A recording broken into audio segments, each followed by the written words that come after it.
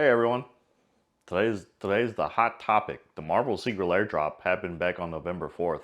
Less than a week later, we're still seeing a deluge of opinions on what went wrong and mostly just what went wrong. I don't know if I've seen a positive opinion because even the people who secured cards are just getting blasted online and accused of using the queue jump methods or other cheating ways to get the cards. No one so far has been allowed to have gotten these cards normally or to enjoy them. And that's led to anyone who's happy about getting these cards to be unable to share them or the deck list they've put together around them. On Facebook, I saw someone who was excited to have the cards, but every other sentence in their post was, "I'm sorry," or "I'm not a scalper," or giving these extras away just to keep people from feeling like they did something wrong for waiting in the queue and getting in line like they were supposed to and eventually buying the cards. And that's why I've decided that the scalpers were the real heroes all along. Not the ones that found technical ways to get around the queue and purchase early, but just the ones who never cared about owning this product and just wanted to flip it as fast as possible. They're the heroes because I think they're the only people being honest about why they wanted these cards. All the commander players just don't get it and reveal the terrible underside of angry players who didn't get their way, which is fine with me. Just keep them over there in their fake format being fake mad.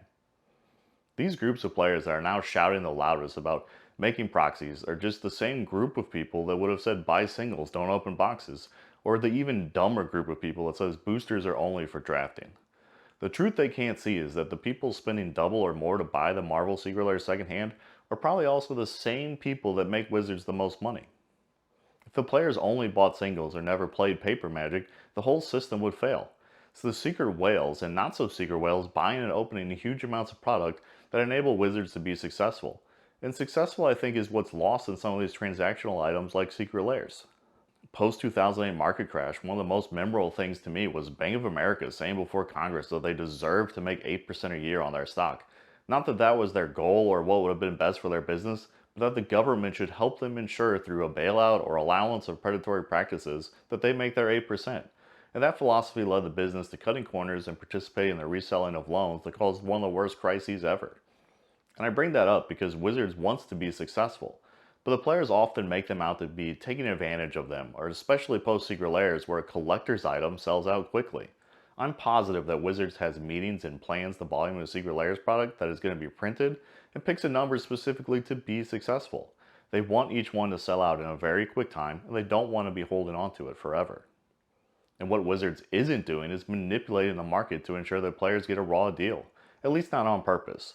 No one over there is happy that they left money on the table with this secret lair where they potentially could have produced a larger amount of it.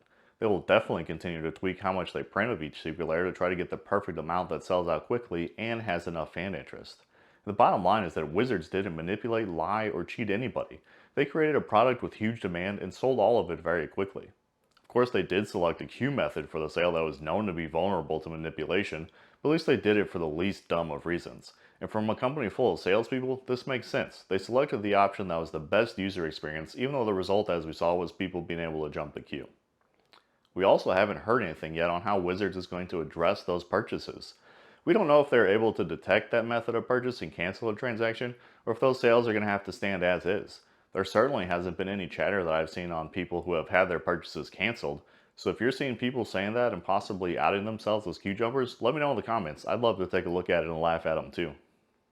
One of the more difficult parts of this secret lair though is that these cards are actually all brand new, where many of the recent limited secret lairs were just new arts on reprints. This Marvel set is full of cards actually brand new to Magic with brand new abilities with a smattering of reprints. This is the biggest issue that people have with the set and its limited availability, and the problem with Q is usurping that problem and causing people to be even more outraged. The idea that a very collectible, cool, new, and good card will be against you the idea that a very collectible, cool, new, and good card will be used against you at some point, and the primary reason is someone has it and you don't, is because they clicked into a queue seconds before you, or had much more money than you to purchase it at sky-high prices. The Marvel drop is only legal in Commander, Legacy, and Vintage, but can they even see play in the two constructed formats? Reality is that these cards were meant to be a collector item first and played with second. Wizards wanted a tentpole item to give Marvel fans who aren't playing Magic a taste, lure them into buying whole other products, and this has led to Commander players having a huge feeling of FOMO.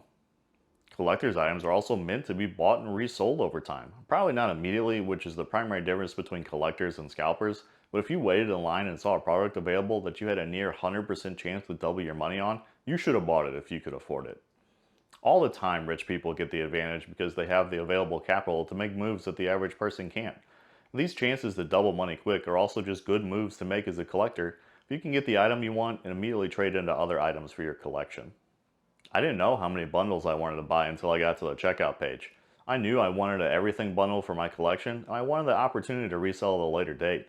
The limit on recent Secret Lairs was 10 for a product, and I wasn't sure if that's how much I really wanted to put up for these, or if even more than one would be available by the time I got through the queue. When I finally got to my checkout page, I had the chance to buy 5, and I took it. At that time, stuff was already hitting eBay and showing on TCG player listings, and I could see that they're starting around $1,000 for the bundle. So if I can swing 425 into 1,000, I need to take it, especially times 5. Well, times 4. I'm going to keep one for sure. This is definitely also a I got mine, so who cares kind of statement. I knew everyone wasn't going to be able to purchase this item, and I potentially took 4 sets away from people who also spent their time waiting in a queue to send it to someone who just has more money. Thankfully, I know how I'm paying for my next few releases of Magic, and that's what I'm going to get out of this. Interestingly, pre-release for Foundations was this week, and I'd say less than half the people I expected to play were there.